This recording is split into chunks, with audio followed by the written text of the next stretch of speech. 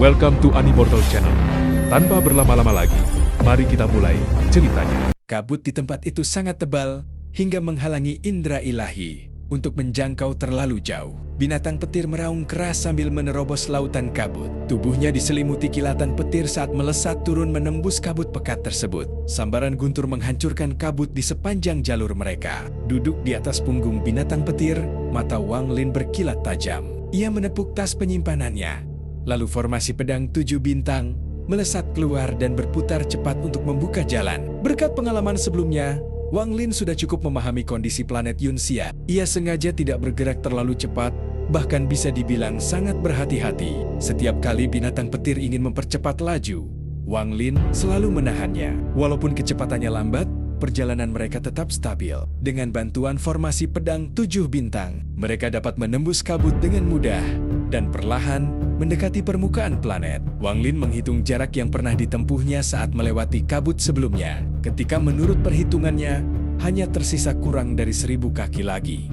Tiba-tiba, perasaan bahaya muncul di dalam hatinya. Binatang petir bahkan menyadari ancaman itu lebih cepat darinya. Tanpa menunggu perintah, binatang itu langsung mengubah arah dan melesat menjauh. Sesaat kemudian, sebuah tentakel ramping muncul, bagaikan bayangan dan menyapu tempat Wang Lin berada sebelumnya. Gerakannya begitu cepat hingga hanya meninggalkan lubang kecil di tengah kabut. Beruntung binatang petir berhasil menghindar tepat waktu. Tentakel yang menjulur itu berayun beberapa kali sebelum hendak menarik diri. Namun saat kembali, tentakel tersebut melilit formasi pedang 7 bintang milik Wang Lin. Kekuatan besar langsung menarik formasi pedang itu ke bawah. Wajah Wang Lin berubah suram. Jika tadi ia terburu-buru turun tanpa kewaspadaan, mustahil baginya menghindari serangan tersebut. Untungnya ia bergerak dengan hati-hati, sehingga binatang petir masih sempat mengelak. Tentakel itu mengandung kekuatan aneh yang sangat kuat. Begitu menyentuh formasi pedang 7 bintang, Wang Lin langsung kehilangan kendali atas pedang-pedangnya. Mata Wang Lin menyipit. Benda ini sangat mirip dengan bentuk ketiga ular pemakan bulan. Ular pemakan bulan memiliki 3 bentuk berbeda. Bentuk pertama adalah kondisi tidak aktif, tanpa kemampuan menyerang. Saat Wang Lin pertama kali datang ke tempat ini, ular pemakan bulan berada dalam keadaan tersebut. Bentuk kedua adalah ketika seluruh tentakelnya ditarik masuk, lalu tubuhnya dapat berubah menjadi berbagai macam bentuk. Saat ini, ular pemakan bulan sedang berada dalam kondisi itu. Sedangkan bentuk ketiga adalah mode penyerangan. Semua tentakel akan terbentang dan memanjang hingga sepanjang tubuhnya sendiri. Siapapun yang bertemu ular pemakan bulan dalam bentuk ini hanya memiliki satu pilihan, melarikan diri sebelum diserang. Memikirkan hal itu, ekspresi Wang Lin semakin muram. Ia menatap lapisan kabut setebal 1000 kaki yang tersisa dan mulai ragu. Terakhir kali aku datang ke sini, ada 2 ular pemakan bulan. Yang satu berada dalam bentuk pertama, sementara yang lainnya tertidur. Kenapa sekarang mereka berubah?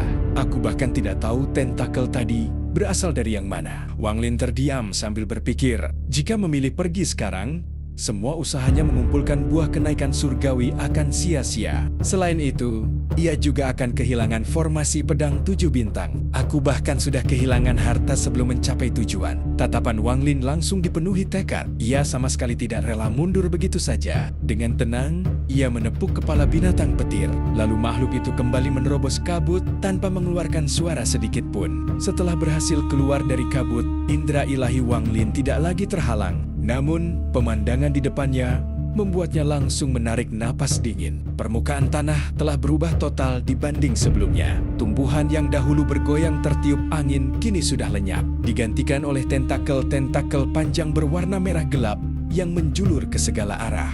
Tentakel itu memancarkan aura misterius yang membuat bulu kuduk Wang Lin berdiri. Indera ilahinya segera menyebar ke sekeliling untuk memeriksa keadaan dengan hati-hati. Setelah beberapa saat, ia akhirnya menghela napas lega. Panjangnya baru sekitar 10.000 kaki. Itu berarti ia baru mulai memasuki bentuk ketiga dan belum sepenuhnya terbangun. Tapi tanpa adanya rangsangan, mustahil ular pemakan bulan berubah seperti ini. Pasti ada seseorang yang datang ke tempat ini dalam 100 tahun terakhir. Wang Lin mengernyitkan dahi. Namun meski ada orang yang datang, kecil kemungkinan mereka mampu memicu perubahan sampai ke bentuk ketiga. Ada sesuatu yang aneh dalam masalah ini. Ia melompat turun dari punggung binatang petir sambil terus berpikir. Setelah itu, ia menoleh ke arah binatang petir dan berbicara seolah sedang berdiskusi dengan manusia. Dengan kemampuanmu, Seharusnya kau bisa merasakan bahaya di tempat ini. Kalau kau tetap menolak kembali menjadi kereta perang, itu hanya akan menambah risiko bagi kita berdua. Binatang petir menggelengkan kepala besarnya sambil tampak berpikir. Tatapannya sesekali tertuju pada tentakel. Tentakel yang muncul dari tanah bahkan memperlihatkan ekspresi jijik. Wang Lin mengerutkan kening tetapi memilih untuk tidak mempedulikannya lebih jauh. Ia melangkah maju dengan sangat hati-hati, berusaha tidak menimbulkan gangguan sedikit pun saat bergerak di antara tentakel-tentakel tersebut. Di mata Wang Lin, setiap tentakel menyimpan kekuatan menyerang yang sangat mengerikan. Ketika ia terus melaju, salah satu tentakel di depannya tiba-tiba melesat menyerangnya. Gelombang kekuatan dahsyat langsung menerjang ke arahnya. Angin kencang dari serangan itu membuat rambut Wang Lin terhempas ke belakang, rasanya seperti bilah pisau tajam yang menyayat wajahnya. Namun sejak awal ia sudah waspada dan terus mengamati setiap pergerakan tentakel. Saat serangan datang, ia melihat pangkal tentakel itu sedikit bergerak. Dalam sekejap, Wang Lin langsung berteleportasi menghindar. Gerakannya begitu cepat hingga meninggalkan bayangan di tempat semula. Tentakel itu menghantam bayangan tersebut sebelum perlahan kembali ke posisi semula. Tubuh Wang Lin muncul kembali di udara. Ia menatap tentakel-tentakel di bawah dengan ekspresi semakin serius. Kalau ingin membuat ular pemakan bulan terpengaruh oleh buah kenaikan surgawi, buah itu harus diberikan pada titik sensitifnya. Tapi dengan tentakel sebanyak ini, semuanya akan jauh lebih merepotkan. Setelah berpikir sesaat, Wang Lin menepuk tas penyimpanannya. Seketika, sejumlah besar buah kenaikan surgawi melayang di sekelilingnya. Mata Wang Lin bersinar tajam saat ia mengangkat tangan kanan dan berkata singkat, "Murnikan!" Ledakan keras bergema ketika buah-buah itu hancur berkeping-keping dan berubah menjadi cairan merah yang mengembun di udara. Tangan Wang Lin membentuk segel. Ia memuntahkan seteguk energi asal yang langsung menyelimuti cairan tersebut. Energi itu berubah menjadi api, lalu perlahan memurnikan cairan merah hingga menjadi kabut merah pekat. Tatapan Wang Lin berubah dingin. Ia menggenggam kabut itu lalu melesat menuju tanah. Dengan satu dorongan tangan, kabut merah tersebut menyapu ke arah tentakel-tentakel di sekitarnya. Dalam sekejap, kabut menyebar hingga lebih dari 1000 kaki. Kabut merah tebal itu menyelimuti tentakel-tentakel yang ada di area tersebut. Dalam bentuk kabut, buah kenaikan surgawi jauh lebih mudah diserap. Puluhan tentakel perlahan mulai melambat. Gerakannya tampak seperti manusia yang sedang mabuk. Warna merah gelap pada tentakel juga mulai berubah menjadi merah tua. Melihat itu, Wang Lin perlahan turun dengan penuh kewaspadaan sambil bergerak di antara tentakel-tentakel tersebut. Anehnya, tentakel-tentakel itu seolah sama sekali tidak mempedulikannya. Hal itu membuat Wang Lin akhirnya sedikit lega. Tak lama kemudian, ia pun berhasil mendarat di permukaan tanah. Di dalam ingatan Dewa Kuno terdapat penjelasan mengenai titik sensitif ular pemakan bulan. Titik tersebut berada di pangkal tentakelnya. Sedikit rangsangan saja pada bagian itu dapat memengaruhi seluruh tubuh makhluk tersebut. Wang Lin dengan sangat hati-hati mengeluarkan buah kenaikan surgawi, biasanya puluhan buah sekaligus, lalu memurnikannya menjadi cairan merah. Setelah memberi batasan pada cairan itu, ia membiarkannya meresap ke bagian akar tentakel. Selama proses tersebut, Wang Lin bertindak sangat waspada. Ia memperhatikan setiap detail sambil terus menyebarkan indera ilahinya ke sekeliling. Warna merah pada tentakel perlahan mulai memudar, dan Wang Lin sadar bahwa waktunya tidak banyak. Setelah meneteskan cairan merah pada pangkal tentakel terakhir, ia segera melesat pergi menjauh. Hampir bersamaan dengan kepergiannya, kabut merah langsung menghilang. Warna tentakel yang semula merah tua kembali berubah menjadi merah gelap. Namun, terlihat tonjolan bergerak di sepanjang tentakel sebelum akhirnya masuk ke dalam tanah. Saat melihat pemandangan itu, Wang Lin langsung memahaminya. Itu adalah proses ular pemakan bulan mengeluarkan racun dari tubuhnya, layaknya manusia yang membuang kotoran. Sejak tadi, binatang petir mengamati tindakan Wang Lin dari udara dengan perasaan kesal. Ketika melihat tentakel-tentakel di tanah, rasa jijik di matanya semakin jelas. Tiba-tiba ia bergerak maju dan langsung menyerang tanah. Petir menyambar dari tubuhnya sementara raungan keras menggema ke seluruh planet Yunxia. Ekspresi Wang Lin langsung berubah. Ia menoleh dan berteriak, "Dasar binatang bodoh, cepat kembali!" Pada saat yang sama, tanah mulai bergetar hebat, seolah seluruh planet hidup kembali. Semua tentakel yang sebelumnya bergoyang tiba-tiba berhenti, lalu serentak memanjang ke arah binatang petir. Jumlah tentakel yang muncul dari dalam tanah sangat banyak. Awalnya, binatang petir masih dipenuhi rasa jijik sambil terus melepaskan sambaran petir melalui tentakel-tentakel itu. hingga masuk ke bawah tanah. Namun pada detik berikutnya, kekuatan misterius memancar dari tentakel tersebut. Cahaya merah menyilaukan, menyebar dari tubuh mereka hingga dalam sekejap, seluruh planet berubah merah. Gerakan tentakel menjadi semakin cepat. Dalam waktu singkat, semuanya melilit tubuh binatang petir. Tidak peduli sekeras apa ia meronta atau sekuat apa petir yang dilepaskannya. Semua itu sama sekali tidak berpengaruh. Bahkan satu tentakel pun tidak berhasil diputuskan. Dari kejauhan, wajah Wang Lin tampak sangat suram. Ular pemakan bulan dalam bentuk ketiga sangat peka terhadap suara. Semakin keras binatang petir meraung, semakin kuat pula lilitan tentakel yang mengikatnya. Perlahan, rasa jijik di mata binatang petir menghilang dan digantikan oleh ketakutan. Wang Lin segera mengirim transmisi suara, berhenti mengaum. Tatapannya dingin saat ia kembali mengeluarkan buah kenaikan surgawi. Sementara itu, di inti planet Yunxia, sesosok lelaki tua kurus sedang duduk bersila di dalam gua yang sangat luas. Di hadapannya terdapat sebuah tungku besar. Beberapa tentakel setebal lengan manusia melilit tungku tersebut. Tentakel-tentakel itu terus bergerak dan menggeliat, seolah sedang menyerap sesuatu dari dalamnya. Ekspresi lelaki tua itu tampak muram. Tiba-tiba ia membuka mata, dan wajahnya menjadi semakin suram. Dinding gua mulai bergerak sebelum kabut merah dalam jumlah besar masuk ke dalam ruangan. Bersamaan dengan itu, muncul pula limbah berbau busuk yang bercampur dengan petir, membuat aroma di tempat itu semakin menyengat. Lelaki tua itu adalah Tan Lah. Jika Wang Lin berada di sana, ia pasti langsung mengenali tempat itu sebagai lokasi ular pemakan bulan. Menyerap nutrisi sekaligus membuang limbah dari tubuhnya. Wang Lin menepuk tas penyimpanannya, lalu mengeluarkan sejumlah besar buah kenaikan surgawi. Dengan tenang, ia memandang binatang petir yang masih berjuang melawan lilitan tentakel. Tetapi kini tidak lagi berani mengeluarkan raungan. Ia mengibaskan tangan kanannya, membuat seluruh buah itu hancur menjadi cairan. Setelah dimurnikan menggunakan energi asalnya, cairan tersebut berubah menjadi kabut merah pekat. Wang Lin melangkah maju sambil membawa kabut itu, lalu muncul di samping binatang petir yang terperangkap. Tanpa ragu, ia langsung menekan kabut merah tersebut ke arah tentakel. Suara retakan tajam segera terdengar ketika kabut menyebar di sekitar tubuh binatang petir. Lilitan tentakel mulai sedikit mengendur, sementara warnanya perlahan berubah menjadi merah tua. Memanfaatkan kesempatan itu, binatang petir segera menyelimuti dirinya dengan petir. Tubuh besarnya lalu menyusut dan kembali berubah menjadi kereta perang pembunuh dewa sebelum melesat keluar dari jebakan. Tangan kiri Wang Lin terulur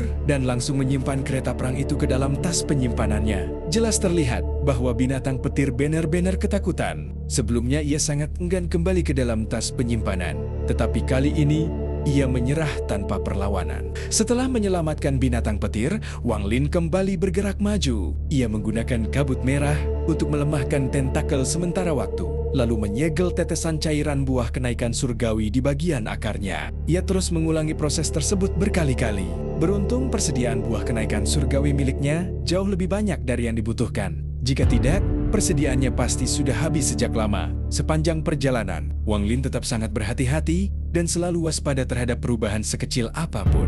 Setelah beberapa hari berlalu, ia akhirnya berhasil menyalurkan sari buah kenaikan surgawi ke sebagian besar tentakel di planet itu.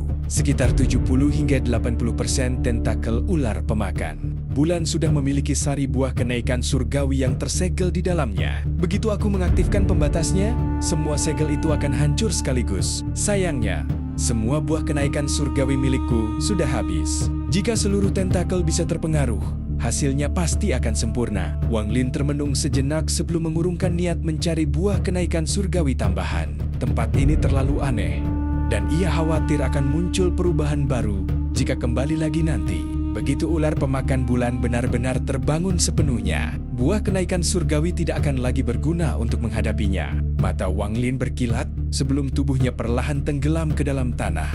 Di bawah permukaan terdapat cairan kental yang memenuhi area tersebut, sehingga ia harus mengaktifkan energi spiritual surgawi untuk menyingkirkannya dari tubuhnya. Tanpa ragu, Wang Lin terus bergerak menuju urat logam yang berada jauh di bawah tanah. Tempat itu merupakan tujuan utamanya datang ke sini. Namun setelah turun beberapa lama, matanya tiba-tiba menyipit dan ia segera memeriksa sekeliling dengan hati-hati. Ia menemukan adanya fluktuasi halus energi spiritual surgawi di dalam tanah sekitar tempat itu.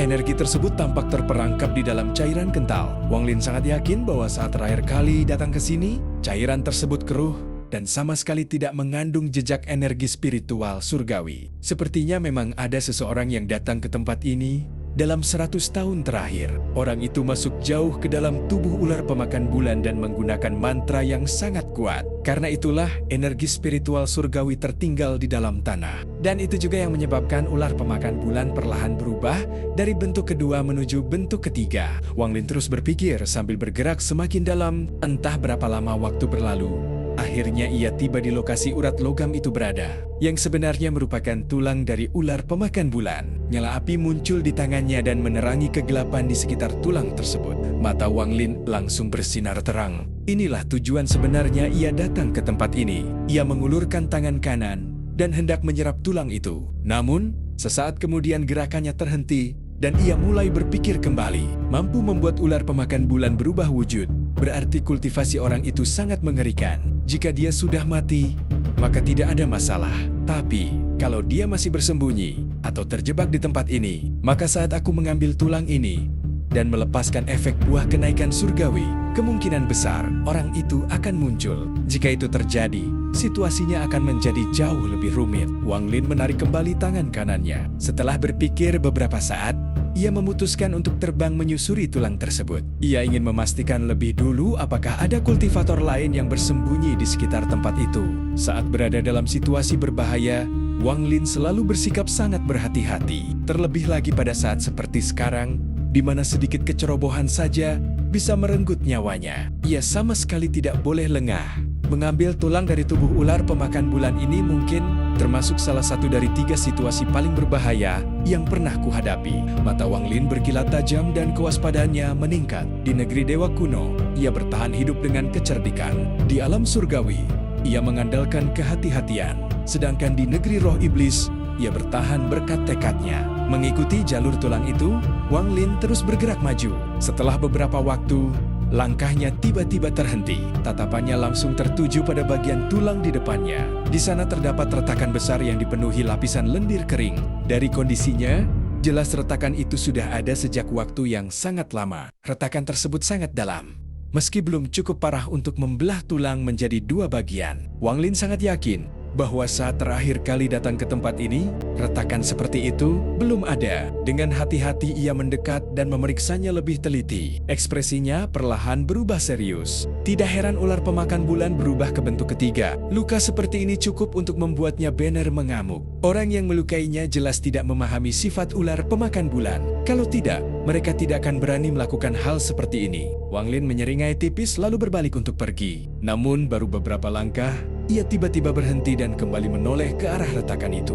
Ia merasa ada sesuatu yang tidak beres. Setelah merenung sesaat, ia kembali mendekati retakan tersebut. Tatapannya tertuju pada lendir yang sudah mengering. Tidak lama kemudian, cahaya aneh muncul di matanya dan tangan kanannya langsung melambai. Energi spiritual surgawi segera muncul, diikuti angin surgawi yang berembus ke arah lendir kering itu.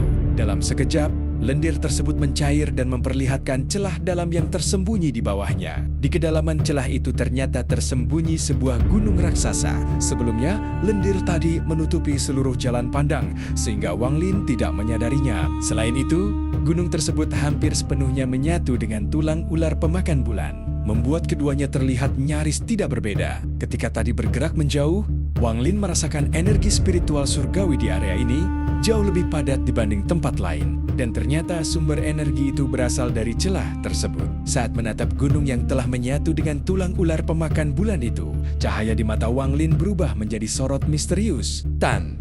Lah, ekspresi Wang Lin langsung menjadi suram. Ia pernah melihat gunung ini sebelumnya. Gunung tersebut adalah harta milik Tanlah, benda yang pernah digunakan untuk mengekstrak jiwa gunung. Jadi mereka benar-benar mengejarku. Mata Wang Lin berkilat dingin. Kini, ia tidak lagi terlalu tergesa-gesa mengambil tulang ular pemakan bulan. Aku hanya tidak tahu apakah semuanya datang.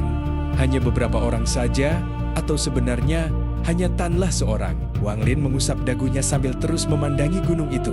Tak lama kemudian, ia bergerak maju dan langsung memasuki celah tersebut. Dinding tulang di sana tampak tidak rata. Di berbagai bagian terlihat biji logam memancarkan cahaya merah redup, menciptakan pemandangan yang menakjubkan. Formasi pedang 7 bintangku sudah diseret tentakel dan entah berada di mana sekarang. Tapi gunung ini Tidak mungkin kulepaskan. Dengan status dan sifat Tanlah, harta miliknya pasti bukan benda biasa. Tatapan Wang Lin memancarkan cahaya aneh. Ia dengan hati-hati mengamati sekeliling sebelum perlahan mendekati gunung tersebut. Tapi gunung itu sudah menyatu sepenuhnya dengan tulang ular pemakan bulan, sehingga hampir mustahil membedakan keduanya. Bahkan terlihat jelas bahwa sebagian logam api telah tumbuh di dalam gunung tersebut. Asimilasinya terlalu sempurna, akan sedikit merepotkan memisahkannya. Aku juga tidak bisa menggunakan buah kenaikan surgawi sekarang. Wang Lin berpikir sejenak sebelum membentuk pedang dengan dua jarinya untuk menguji kekerasan gunung itu. Gunung tersebut sangat keras. Meski jarinya telah dipenuhi energi spiritual surgawi, sama sekali tidak meninggalkan bekas. Cahaya tajam muncul di mata Wang Lin. Ia lalu menyalurkan sebagian energi pedang Ling Tianho ke ujung jarinya. Ia pun mengubah rencananya. Alih-alih mengambil seluruh gunung secara paksa, ia memilih memotong bagian yang telah menyatu dengan tulang. Dua jarinya bergerak seperti pedang dan menebas ke bawah. Tanpa suara keras, retakan perlahan muncul di permukaan gunung lalu menyebar ke segala arah. Hanya terdengar bunyi gemerisik pelan ketika sisi gunung yang menempel pada tulang mulai terpisah dari tubuh ular pemakan bulan. Posisi yang dipilih Wang Lin sangat tepat. Ia sengaja menghindari bagian yang sudah terlalu menyatu agar tidak memicu reaksi dari ular pemakan bulan. Saat tiba di sisi lainnya, Wang Lin kembali mengamatinya dengan teliti sebelum menggerakkan jarinya sekali lagi. Kali ini ia jauh lebih berhati-hati karena bagian tersebut telah mengalami asimilasi yang lebih parah dibanding sisi sebelumnya. Dua jari Wang Lin perlahan bergerak mengelilingi gunung, sedikit demi sedikit memisahkan bagian yang menyatu dengan tulang. Namun, tepat ketika ia hampir berhasil mengambil seluruh gunung itu, tiba-tiba hawa dingin muncul dari belakangnya hingga membuat kulit kepalanya mati rasa. Ia bahkan tidak berani menyebarkan indera ilahinya. Dalam aura dingin tersebut, ia merasa seolah matanya tertutup, sementara ada pedang tajam yang diarahkan tepat di antara alisnya. Perasaan bahaya itu semakin kuat dan semakin jelas. Tatapan Wang Lin langsung berubah dingin. Tangan kanannya segera meraih gunung yang telah berhasil dipisahkan, sementara tubuhnya bergerak cepat. Pada saat yang sama, tangan kirinya menunjuk ke belakang. Mantra penghenti! Semua tindakan itu terjadi dalam sekejap, tanpa sedikit pun keraguan. Saat Wang Lin bergerak, suara raungan keras terdengar dari belakangnya. Begitu berhasil mengambil gunung tersebut, Wang Lin langsung melesat pergi. Ia segera memasukkan gunung itu ke dalam tas penyimpanannya, lalu menerobos masuk ke dalam tanah. Tanpa ragu sedikit pun, ia menggunakan teknik pelarian yang pernah dipelajarinya dari lelaki tua misterius itu. Raungan terus bergema di belakangnya. Ketika melarikan diri, indera ilahi Wang Lin sempat menyebar sesaat. Pemandangan yang ia lihat membuatnya ngeri. Seekor ular pemakan bulan kecil muncul dari dalam tanah. Panjang tubuh yang terlihat hanya sekitar 100 kaki, sementara bagian tubuh lainnya masih tersembunyi jauh di bawah tanah. Tubuh ular pemakan bulan kecil itu sedang terikat oleh mantra penghenti, dan hal itu memberi Wang Lin kesempatan sempurna untuk kabur. Setelah Wang Lin menghilang jauh, efek mantra tersebut akhirnya lenyap. Mata ular pemakan bulan kecil itu memerah saat mengeluarkan raungan marah sebelum kembali masuk ke dalam tanah. Wang Lin melaju sangat cepat menembus bumi hingga berhasil menjauh dari tempat itu. Pengalaman tadi membuatnya semakin menyadari betapa mengerikannya lokasi tersebut. Berapa banyak sebenarnya ular pemakan bulan di tempat ini? Ekspresi Wang Lin tampak sangat suram. Hal yang paling membuatnya takut adalah cara munculnya ular pemakan bulan tadi yang terlalu aneh. Ia sama sekali tidak menyadari keberadaannya hingga makhluk itu berada begitu dekat. Sudah sangat lama sejak terakhir kali ia mengalami situasi seperti itu. Ular pemakan bulan itu sudah memasuki bentuk ketiga. Tanlah sialan itu sebenarnya melakukan apa kalau dia hanya menancapkan gunung itu ke tulang ular pemakan bulan? Seharusnya situasinya tidak akan berubah menjadi seperti ini. Tiba-tiba tubuh Wang Lin berhenti di tengah pelarian. Seolah baru teringat sesuatu, wajahnya berubah semakin muram. Jangan-jangan dalam ingatan dewa kuno Tusi, terdapat sesuatu di dalam tubuh ular pemakan bulan yang disebut bunga bulan. Benda itu merupakan racun mematikan yang tidak dapat disembuhkan oleh apapun selain darah dewa kuno. Nilai sebenarnya dari bunga bulan baru akan terlihat ketika ular pemakan bulan mati. Saat itu terjadi, seluruh tubuh ular pemakan bulan akan mengembang seperti balon sebelum akhirnya meledak. Ledakan tersebut mampu memusnahkan semua makhluk hidup dalam satu sistem bintang, kecuali para dewa kuno. Semakin besar tubuh ular pemakan bulan, semakin mengerikan pula kekuatan ledakannya. Karena itulah, tidak pernah ditemukan sisa jasad ular pemakan bulan yang mati. Bagi ular pemakan bulan, bunga bulan adalah bagian paling penting dari tubuhnya. Begitu ada sesuatu yang mengancam bunga bulan, makhluk itu akan langsung mengamuk dan menghancurkan seluruh sumber bahaya. Aku pernah mendengar bahwa Tanlah tidak akan bergerak jika tidak ada harta berharga yang bisa diperoleh. Jangan-jangan dia salah mengira bunga bulan sebagai harta karun? Wajah Wang Lin tampak suram. Dalam ingatan Tusi, bunga bulan sama sekali tidak bisa dikeluarkan dari tubuh ular pemakan bulan. Begitu dipisahkan, benda itu akan langsung meledak. Kalau itu benar, maka ledakan ular pemakan bulan sebesar ini mungkin bisa memusnahkan lebih dari setengah wilayah utara. Kulit kepala Wang Lin langsung terasa dingin. Jika tidak ada yang memprovokasi ular pemakan bulan, makhluk itu bisa hidup sangat lama tanpa mati. Ia akan tetap berada dalam bentuk kedua hingga akhirnya mati secara alami. Dan proses itu sendiri membutuhkan waktu yang luar biasa panjang.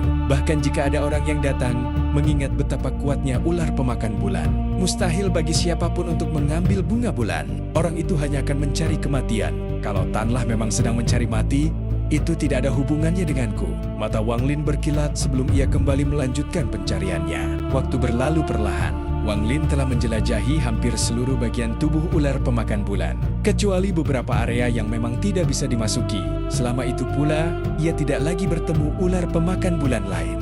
Kalau dia belum dibunuh oleh ular pemakan bulan, berarti kemungkinan besar dia ditelan. Semua yang ditelan makhluk itu akan berkumpul di tempat penyerapan dan pembuangan. Aku harus memeriksa tempat itu. Wang Lin segera bergerak menuju lokasi tersebut. Ular pemakan bulan memiliki sistem peredaran sendiri. Limbah dari tubuhnya tidak dibuang keluar, melainkan diserap kembali menjadi nutrisi. Beberapa hari kemudian, Wang Lin akhirnya tiba dengan hati-hati di area penyerapan dan pembuangan ular pemakan bulan. Bau busuk yang menyengat langsung memenuhi udara di sekitar tempat itu. Wang Lin mengernyitkan dahi. Ia tidak masuk terlalu jauh, melainkan hanya bergerak mengitari bagian tepinya. Namun tepat saat indera ilahinya menyebar, tiba-tiba terdengar pesan samar yang dikirim melalui indera ilahi. Apakah ada sesama kultivator di luar sana? Tolong selamatkan aku. Selamatkan aku dan kau akan mendapat imbalan besar. Mata Wang Lin langsung menyipit. Ia sangat mengenali suara itu. Itu adalah Tanlah. Saudara Kuchivatoh, tolong selamatkan aku. Aku punya banyak harta karun. Jika kau menyelamatkanku, semuanya akan kuberikan padamu. Di area penyerapan dan pembuangan ular pemakan bulan, tubuh Tanlah tampak sangat kurus. Selama 100 tahun terakhir, ia kehilangan banyak daging, esensi darah, dan energi spiritual surgawi demi melawan kekuatan penyerapan di tempat itu. Jika bukan karena tungku misterius di hadapannya, kemungkinan besar ia sudah lama lenyap tanpa jejak. Saat pertama kali datang ke sini, Tanlah merasakan keberadaan harta karun luar biasa. Perasaan kuat seperti itu sebelumnya hanya pernah ia rasakan ketika mendapatkan tungku misterius tersebut. Karena tergoda, ia langsung memasuki tempat ini. Saat itu, planet Yun masih sangat tenang, sehingga ia berhasil masuk jauh ke dalam tubuh ular pemakan bulan menuju lokasi harta yang ia rasakan. Harta yang diburunya tidak lain adalah bunga bulan milik ular pemakan bulan. Di tengah perjalanan, ia menemukan urat logam. Setelah ragu sesaat, ia menancapkan gunung surgawinya ke sana. Sifat rakusnya muncul, dan ia ingin mengambil sebanyak mungkin sekaligus. Sayangnya, rasa sakit luar biasa akibat tindakannya membuat ular pemakan bulan langsung terbangun. Jika ia tidak segera menyembunyikan diri menggunakan tungku itu, ia pasti sudah mati saat itu juga. Kejadian tersebut benar-benar mengejutkan Tanlah. Ia bahkan harus bersembunyi selama beberapa tahun sampai ular pemakan bulan kembali tenang. Setelah itu, ia tidak lagi berani memikirkan urat logam tersebut dan segera bergerak menuju lokasi tempat harta karun berada. Saat itu sebenarnya ia sudah merasa ada sesuatu yang aneh di tempat ini. Ia hanya berniat melihat keadaan terlebih dahulu. Jika harta itu mudah diambil, maka ia akan membawanya pergi. Namun jika terlalu berbahaya, ia berencana segera melarikan diri. Sepanjang hidupnya yang selalu dipenuhi pencarian harta karun, Tanlah akhirnya berhasil mencapai tempat bunga bulan berada. Begitu melihatnya, ia langsung menarik napas dingin dan matanya dipenuhi keserakahan. Ia memang tidak mengetahui apa sebenarnya bunga bulan itu, tetapi ia dapat merasakan dengan jelas kekuatan penghancur mengerikan yang tersembunyi di dalamnya. Bahkan menurut perasaannya, kekuatan tersebut mampu menghancurkan Ling Tianhou sekalipun. Karena rasa tamaknya, Tanlah akhirnya membatalkan niat untuk pergi dan memutuskan merebut harta itu. Namun, tepat saat tangannya menyentuh bunga bulan, seluruh planet seolah benar-benar terbangun. Pada saat itulah ular pemakan bulan mulai berubah menuju bentuk ketiga. Tanlah hanya sempat memasukkan sebagian kecil indera ilahinya ke dalam bunga bulan sebelum sebuah mulut raksasa menelannya. Setelah itu, ia terlempar ke tempat ini. Selama berada di sana, Tanlah terus menganalisis tempat aneh tersebut. Ia akhirnya menyadari bahwa planet ini sebenarnya adalah makhluk hidup yang sangat besar. Karena rasa takut, ia pun menyerah pada bunga bulan dan hanya ingin melarikan diri. Ia berkali-kali menggunakan kekuatan tungku misteriusnya untuk berpindah tempat demi kabur. Namun setiap kali mencoba, ia selalu tertangkap kembali, ditelan, lalu dilemparkan lagi ke tempat yang sama. Lebih parah lagi, setelah percobaan terakhirnya, tentakel-tentakel mulai melilit tungku itu seolah sedang menyerap kekuatannya, hingga membuat tungku tersebut kehilangan fungsinya. Dengan kecerdasannya, Tanlah akhirnya menyimpulkan bahwa tempat ini adalah area penyerapan dan pembuangan milik makhluk raksasa tersebut. Hanya saja, ia tidak mengerti mengapa makhluk itu tidak langsung membunuhnya dan justru terus melemparkannya kembali ke sini. Selama 100 tahun terakhir, baru kali ini ia merasakan keberadaan orang lain di luar sana. Kegembiraan yang muncul di dalam dirinya sulit digambarkan. Saudara kultivator, tolong selamatkan aku. Orang tua ini bersumpah akan memberimu imbalan besar. Tanlah terus mengirimkan pesan melalui indera ilahi. Namun Wang Lin sama sekali tidak menjawab. Sebaliknya, ia langsung berbalik dan pergi. Wang Lin memahami dengan jelas bahwa dengan tingkat kultivasinya saat ini, mungkin mudah baginya untuk masuk ke tempat itu, tetapi keluar dari sana hampir mustahil. Setelah mengetahui bahwa Tanlah telah terjebak selama ini, tanpa seorang pun datang menolongnya, Wang Lin segera menyimpulkan bahwa Tanlah datang sendirian dari sistem bintang aliansi. Begitu memahami hal tersebut, Wang Lin tidak lagi memiliki kekhawatiran. Jika ia masih membuang waktu berbicara dengan Tanlah dalam situasi seperti ini, maka ia bukan lagi Wang Lin yang sebenarnya. Tanpa sedikit pun keraguan, ia langsung pergi. Wang Lin sama sekali tidak tergoda oleh harta karun yang dijanjikan Tanlah. Baginya, harta yang memang menjadi takdirnya pasti akan diperoleh. Sedangkan harta yang bukan miliknya tidak pantas dikejar dengan rakus. Jika tidak, lebih dari 900 tahun, kultivasinya akan sia-sia. Itulah sebabnya, pada kunjungan sebelumnya, ia memilih mundur sampai berhasil mengumpulkan cukup buah kenaikan surgawi. Tubuh Wang Lin melaju cepat, seperti angin yang menyapu tanah berdebu. Setelah waktu yang tidak diketahui, ia kembali ke lokasi retakan pada tulang tersebut. Ia mengamati sekeliling dengan sangat teliti dalam waktu lama, sebelum memastikan tidak ada ular pemakan bulan lain di dekat sana. Setelah itu, Wang Lin duduk bersila dan menghembuskan napas panjang bercampur bau busuk. Ia tetap diam tanpa bergerak sedikit pun. Penjaga surgawi miliknya muncul dan mulai mengawasi sekeliling dengan cermat. Setelah pengalaman berbahaya sebelumnya, Wang Lin tidak berani mengambil risiko sekecil apapun. Tangannya membentuk segel. Lalu seluruh segel yang sebelumnya ia tanam pada tentakel-tentakel untuk menyegel cairan buah kenaikan surgawi mulai runtuh. Jika dilihat dari luar, sebagian besar tentakel yang menutupi planet Yunxia tiba-tiba bergetar hebat. Cahaya merah terang muncul dari pangkal tentakel-tentakel tersebut. Begitu segel hancur, cairan buah kenaikan surgawi langsung dilepaskan sekaligus. Bila hanya satu bagian kecil cairan buah kenaikan surgawi yang diserap ular pemakan bulan, efeknya tidak akan berarti apa-apa.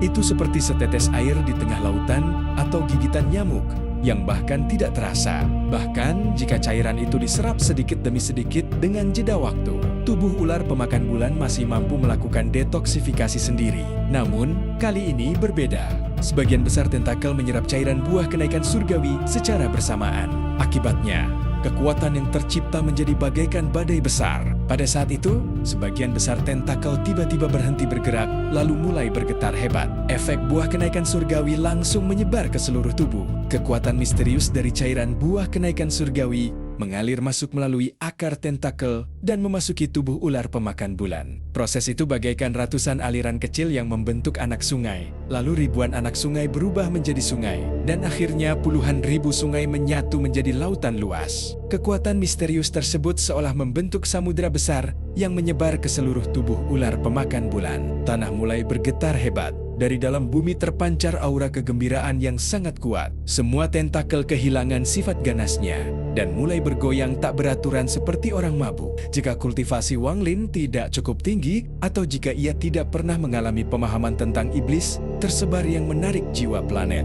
Maka ia hanya akan merasakan guncangan bumi tanpa mampu menyadari kegembiraan yang berasal dari jiwa ular pemakan bulan. Mata Wang Lin langsung bersinar terang. Tanpa membuang waktu, kedua tangannya terulur dan menyentuh sisi retakan tulang itu. Seolah-olah ia sedang menghubungkannya dengan tubuhnya sendiri. Kemampuan ketiga sungai dunia bawah. Kekuatan dunia bawah.